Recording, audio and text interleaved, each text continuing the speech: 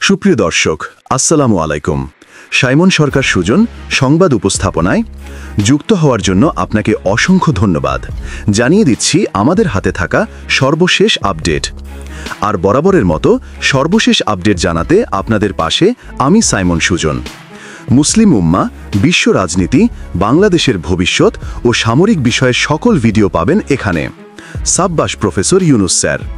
যুদ্ধ বিমান, হেলিকপ্টার ও মিসাইল প্রযুক্তি এবার বিমান বাহিনীতে। ভারত মিয়ানমারে তোলপাড়।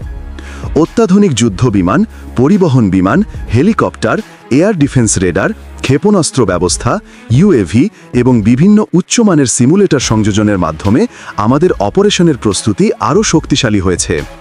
বিমান বাহিনী প্রধানের এমন বক্তব্যে একেবারে স্পষ্ট হল, আগের যে কোনো সময়ের তুলনায় শক্তিশালী এখন বাংলাদেশ বিমান বাহিনী। তবে খুব শীঘ্রই বাহিনীতে জেট, হেলিকপ্টার, মিসাইল প্রযুক্তি যুক্ত করার কথা আবারও স্পষ্ট করে তুলে ধরেছেন বিমান বাহিনী। গেল কয়েকদিন ধরে নতুন দুটি খবরে তোলপাড় শুরু হয়েছে। পাকিস্তান আবারও হাত বাড়িয়ে দিয়েছে বাংলাদেশের সামরিক সক্ষমতা বাড়াতে। তার মাঝে একটি হল বাংলাদেশের যুদ্ধবিমানের পাইলটদের এবং গ্রাউন্ড ক্রু মেম্বারদের প্রশিক্ষণ দেওয়ার বিষয়টি। আরেকটি হল JS-7 থান্ডার যুদ্ধবিমান কেনার বিষয়টি নিয়ে। ভারতের পূর্ব এবং পশ্চিম দুই সীমান্তেই এখন এমনের সমীকরণ তৈরি হচ্ছে, যেটি নরেন্দ্র মোদীর রাতের ঘুম হারাম করে দিয়েছে। দীর্ঘ 5 দশকেরও বেশি সময় পর এমন এক ঘটনা ঘটতে যাচ্ছে যা অকল্পনীয়। প্রিয় দর্শক, বিমান বাহিনী প্রধান আর কি বিষয় স্পষ্ট করেছেন? নতুন ঘাঁটি করার বিষয়ে কি বলেছেন তিনি? জানাবো যুদ্ধবিমান কেনার বিষয়টির সবশেষ আদ্যপান্ত, কোন পর্যায়ে আছে এই প্রক্রিয়া এবং কত সময় লাগবে এগুলো বাংলাদেশে আসতে, আর কতগুলো যুদ্ধবিমান পাচ্ছে বাংলাদেশ। বিস্তারিত জানতে পুরো আয়োজনে থাকুন আমাদের সাথেই। অত্যাধুনিক মাল্টিরোল কমব্যাট এয়ারক্রাফট ও টাফ এয়ারক্রাফট কেনার নীতিগত অনুমোদনের কথা কয়েক মাস আগে আনুষ্ঠানিকভাবে প্রথম সামনে আনেন বাংলাদেশ বিমান বাহিনী প্রধান air chief marshal Hasan Mahmud Khan. Bangladesh সরকার চীন থেকে 20টি অত্যাধুনিক জেট এনসি মাল্টিরোল ফাইটার জেট কেনার উদ্যোগের খবরও ফলাও করে প্রকাশ করা হয় দেশের প্রায় সব কয়েকটি জাতীয় গণমাধ্যমে। অন্তর্বর্তী সরকারের উপদেষ্টা আসিফ মাহমুদও একেবারে খোলাসা করেছেন বহুল প্রত্যাশিত যুদ্ধ বিমান কেনার এই বিষয়টি নিয়ে। ইতালির তৈরি ইউরো ফাইটার টাইফুন, চীনের তৈরি জেট এনসি এবং পাকিস্তানের কাছ থেকে JF-7 থান্ডার যুদ্ধবিমান কেনার বিষয়টি স্পষ্ট করেছেন উপদেষ্টা। এরপর থেকেই নেটিজেনরা আলোচনা সমালোচনা করছেন। কবে আসবে এসব যুদ্ধবিমান? এসব নিয়ে মাতামাতি হচ্ছে সামাজিক যোগাযোগ মাধ্যমগুলোতে। এরই মধ্যে বিমান বাহিনী প্রধান নতুন করে ঘোষণা দিয়েছেন অত্যাধুনিক যুদ্ধবিমান, পরিবহন বিমান, হেলিকপ্টার, এয়ার ডিফেন্স রাইডার, ক্ষেপণাস্ত্র ব্যবস্থা, ইউএভি এবং বিভিন্ন উচ্চমানের সিমুলেটর সংযোজনের মাধ্যমে আমাদের অপারেশনের প্রস্তুতি আরও শক্তিশালী হয়েছে। প্রিয় দর্শক, চলুন একটু শুনে আসি তার কথা। এবং বিভিন্ন উচ্চমানের সিমুলেটর সংযোজনের মাধ্যমে আমাদের অপারেশনের প্রস্তুতি আরও শক্তিশালী হয়েছে। কিছু বুঝলেন? অবশ্যই তিনি তার বক্তব্য স্পষ্ট করলেন। এরই মধ্যে বাহিনী অনেক শক্তিশালী হয়েছে। নতুন ঘাঁটি করার কথাও তিনি স্পষ্ট করলেন তার বক্তব্যে। সশস্ত্র বাহিনী দিবস 2025 উপলক্ষে কয়েকদিন আগে ঢাকার তেজগাঁওস্থ BF শাহীন হলে আয়োজিত এক অনুষ্ঠানে কিলো ফ্লাইটের সদস্যসহ মোট 34 জনকে সংবর্ধনা প্রদান করা হয়। ঘোষণা আসে নতুন ঘাঁটি উন্নয়নেরও। চলুন তার বক্তব্য আরেকটু শুনে আসি। এছাড়াও নতুন ঘাঁটি, উন্নত অবকাঠামো এবং আন্তর্জাতিক মানের প্রশিক্ষণ প্রতিষ্ঠার মাধ্যমে আমরা একটি শক্তিশালী ও সক্ষম বাহিনী গড়ে তুলছি। গেল কয়েকদিন ধরে পাকিস্তানের উচ্চপদস্থ সামরিক কর্মকর্তারা ডক্টর ইউনুস সহ 3 বাহিনী প্রধানদের সাথে দফায় দফায় বৈঠক করেছেন ঢাকায়। দুবাই অনুষ্ঠিত দুবাই এয়ার শো 2025-এ বাংলাদেশ বিমান বাহিনী প্রধান air chief marshal Hasan Mahmud Khan এবং পাকিস্তান বিমান বাহিনী প্রধান air chief marshal Zahir Ahmed বাবরের যৌথ সাক্ষাৎ নিয়ে এখন আবার নতুন আলোচনা শুরু হয়েছে। পাকিস্তান এয়ারফোর্স বা PF-এর কমব্যাট বা যুদ্ধ করার সক্ষমতা বিশ্বজুড়ে স্বীকৃত। বিশেষ করে ভারতের বিশাল বিমান বাহিনীর সাথে টেক্কা দিয়ে তারা যেভাবে নিজেদের আকাশসীমা রক্ষা করে আসছে, সেই অভিজ্ঞতা বাংলাদেশের জন্য এখন সোনার চেয়েও দামি। এতদিন ভারত মনে করত 1971 সালের পর বাংলাদেশ আর পাকিস্তানের মধ্যে সামরিক সম্পর্ক কোনোদিন জোড়া লাগবে না। এই সুযোগে ভারত সব সময় বাংলাদেশকে নিজেদের প্রভাব বলয়ে রাখার চেষ্টা করে আসছে। কিন্তু দুবাইয়ের এই বৈঠক সেই পুরনো হিসাব নিকাশের খাতাটি একেবারে ছিঁড়ে ফেলেছে। পাকিস্তান বিমান বাহিনীর অত্যাধুনিক ট্রেনিং ফ্যাসিলিটিতে বাংলাদেশের পাইলটরা যখন ডগ ফাইট বা আকাশযুদ্ধের কসরত শিখবে, তখন সেটি সরাসরি ভারতের স্টার্ন কমান্ডের জন্য বড় ধরনের মাথা ব্যথার কারণ হয়ে দাঁড়াবে। পাকিস্তান বিমান বাহিনীর fighter conversion unit tactical flying এবং কমব্যাট মনোভাবের, অর্থাৎ মাঝ আকাশে শত্রুর বিমানকে ধোঁকা দিয়ে পাল্টা আঘাত করার যে কৌশল, তাতে তারা অত্যন্ত দক্ষ। বাংলাদেশের পাইলটরা যখন এই অ্যাডভান্স জেট ট্রেনিং এবং এয়ার ট্যাকটিক্যাল ওয়ারফেয়ার বা আকাশযুদ্ধের কলাকৌশল রপ্ত করে দেশে ফিরবে, তখন বাংলাদেশ বিমান বাহিনীর সক্ষমতা আর আগের জায়গায় থাকবে না। পাকিস্তানের পক্ষ থেকে বাংলাদেশ বিমান বাহিনীর পাইলটদের প্রশিক্ষণের জন্য আলাদা কারিকুলাম নির্মাণের কথাও বলা হয়েছে এই বৈঠকে। সব ঠিকঠাক থাকলে এই অর্থ বছরে প্রথম ব্যাচের পাইলট ও গ্রাউন্ড ক্রু মেম্বারদের প্রশিক্ষণের জন্য পাকিস্তান পাঠানো হবে, কিংবা বাংলাদেশে ইনস্ট্রাক্টর এনে প্রশিক্ষণ দেয়া হবে।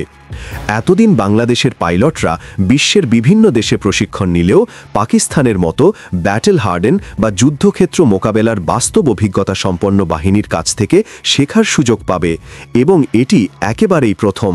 এটি ভারতের জন্য একটা অশনি সংকেত বলা যেতেই পারে, কারণ পাকিস্তানের শেখানো কৌশল যদি বাংলাদেশের পাইলটরা বঙ্গোপসাগরের আকাশে প্রয়োগ করে, তবে ভারতের বিমান বাহিনীর জন্য সেটি মোকাবেলা করা কঠিন হবে। শুধু পাইলটদের ওড়াউড়ি নয়, এর পেছনে কাজ করছে বিশাল এক টেকনিক্যাল টিম। যুদ্ধবিমান আকাশে ওড়াতে হলে মাটিতে থাকা ইঞ্জিনিয়ার এবং টেকনিশিয়ানদের ভূমিকা সবচেয়ে বেশি। এই চুক্তির আওতায় বাংলাদেশের টেকনিক্যাল পার্সোনালরা পাকিস্তানের কাছ থেকে শিখবেন মেইনটেনেন্স প্রটোকল এবং ইঞ্জিনিয়ারিং সাপোর্ট, অর্থাৎ যুদ্ধবিমানকে সর্বদা যুদ্ধের জন্য প্রস্তুত কিংবা অপারেশনাল রেডিনেসে রাখার গোপন মন্ত্র। ভারতের গোয়েন্দারা খুব ভালো করেই জানে পাকিস্তান তাদের JF-7 থান্ডার এবং অন্যান্য যুদ্ধবিমান রক্ষণাবেক্ষণে কতটা স্বয়ংসম্পন্ন। সেই জ্ঞান এখন সরাসরি চলে আসছে বাংলাদেশের হাতে। দুই দেশের এই নতুন সামরিক সম্পর্কের ফলে ভারতের তথাকথিত 7 সিস্টার্স বা উত্তর পূর্বাঞ্চলের নিরাপত্তা নিয়ে নতুন করে ভাবতে বসেছে মোদী সরকার। কারণ বাংলাদেশের আকাশসীমা এখন আর ভারতের জন্য অবাধ বিচরণের ক্ষেত্র থাকবে না। আন্তর্জাতিক সামরিক পর্যবেক্ষকদের মতে এই উদ্যোগ বাংলাদেশ বিমান বাহিনীর জন্য এক গেম চেঞ্জার। বিদেশি দক্ষ বাহিনীর সঙ্গে কাঁধে কাঁধ মিলিয়ে কাজ করার ফলে বাংলাদেশের অফিসারদের মধ্যে যে আত্মবিশ্বাস এবং ক্ষিপ্রতা তৈরি হবে, তা টাকার অঙ্কে কেনা সম্ভব নয়। দুবাইয়ের এই বৈঠকের পর উভয় পক্ষ নিশ্চিত করেছে যে এই সহযোগিতা কোনো সামরিক বিষয় নয়, এটি দীর্ঘমেয়াদী এক পরিকল্পনা, যেখানে উদ্দেশ্য হল বাংলাদেশকে একটি দুর্ভেদ্য আকাশ প্রতিরক্ষা ব্যবস্থা গড়ে তুলতে সাহায্য করা। ভারতের চাপে গেল 1.5 দশকে অনেকটা পঙ্গু করে রাখা হয়েছিল বাংলাদেশের সশস্ত্র বাহিনীকে। আকাশ প্রতিরক্ষা থেকে শুরু করে সীমান্ত নজরদারি, সব ক্ষেত্রেই দিল্লির ব্যবস্থাপনা পরামর্শ মেনে চলেছে ঢাকা। তবে গণ অভ্যুত্থানে হাসিনা সরকারের পতনের পর পাল্টে গেছে পুরো দৃশ্যপট। অন্তর্বর্তী সরকার চাইছে দেশের প্রতিরক্ষা সক্ষমতাকে এমন এক পর্যায়ে নিয়ে যেতে যাতে শত্রুর চোখে চোখ রেখে কথা বলা যায়। আর এর জন্য সামরিক সক্ষমতা বাড়াতে নানা ধরনের উদ্যোগ হাতে নিয়েছে অন্তর্বর্তী সরকার। এই সরকার ক্ষমতায় আসার পরপরই আলোচনায় আসে লালমনিরহাট এয়ারবেস চালুর খবরটি। এরপর একে একে জাপান, চীন এবং তুরস্ক থেকে অত্যাধুনিক সমরাস্ত্র কেনার উদ্যোগের বিষয়টিও সামনে এসেছে। পাশাপাশি বাংলাদেশ, পাকিস্তান এবং বাংলাদেশ তুরস্কের যৌথ উদ্যোগে অস্ত্র কারখানা করার বিষয়টিও এদেশের মানুষকে নতুন করে মাথা উঁচু করে দাঁড়াবার স্বপ্ন দেখাতে শুরু করেছে। ভঙ্গুর প্রতিরক্ষা ব্যবস্থা উন্নত করতে এরই মধ্যে বড় ধরনের পরিকল্পনা হাতে নিয়েছে বাংলাদেশ বিমান বাহিনী। চীন, পাকিস্তান, তুরস্ক এবং ইতালি থেকে যুদ্ধ বিমান ও অ্যাটাক হেলিকপ্টার কিনতে যাচ্ছে প্রতিরক্ষা বিভাগ। সম্প্রতি এই সংক্রান্ত চুক্তি ও নীতিগত অনুমোদন দেওয়ার সিদ্ধান্ত নিয়েছে অন্তর্বর্তী সরকার। বিমান বাহিনীর জন্য ইতালি তৈরি টাইফুন, চীনের তৈরি জেটেন্সি এবং পাকিস্তানের কাছ থেকে JF থান্ডার যুদ্ধবিমান কিনতে যাচ্ছে বাংলাদেশ। সেই সাথে তুরস্কের তৈরি বিশ্বসেরা T-129 অ্যাটাক হেলিকপ্টারও কিনবে বাংলাদেশ।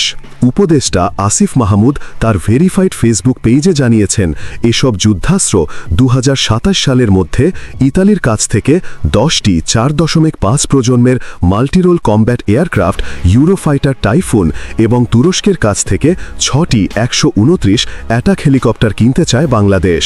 এসব সমরাস্ত্র কেনার জন্য বিমান বাহিনীর একজন এয়ার ভাইস মার্শালকে সভাপতি করে বিভিন্ন মন্ত্রণালয়ের প্রতিনিধির সমন্বয়ে 11 সদস্যের একটি উচ্চ পর্যায়ের আন্তঃমন্ত্রণালয় কমিটিও গঠন করা হয়েছে।